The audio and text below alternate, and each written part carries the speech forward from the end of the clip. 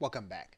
You are now looking at GoToWebinar, and it's one of many webinar systems. The reason GoToWebinar and other systems need to be discussed in this context is you will always have situations where either Skype or your recording software will not work.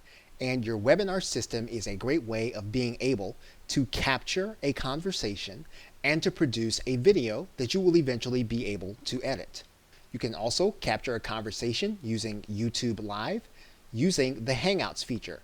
And all you'll need to do is to click the invite button, and then that will invite the person to the actual Hangout so that you can have conversation with them, and you'll be able to capture the audio as well as the video.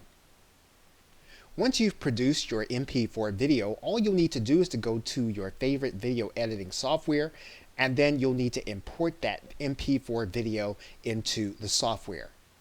But once you have that MP4 in your software, you'll want to add it to the timeline, and then you'll want to go through the process, whatever your editor actually does, in order to separate the video from the audio. Now, we're now working inside of Camtasia Studio, and in this case, the process is that you would go to the timeline, you would right-click it and separate the video from the audio. And then, of course, you'll take out the video, and you'll have the audio left.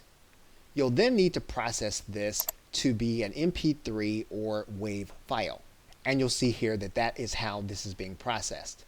So when we create the audio, we will then have our MP3 that we can then use inside of our Blog Talk Radio, or we'll be able to then add in bumpers so that we'll have a complete podcast episode. Okay, so with that, thanks, and I will see you in another video.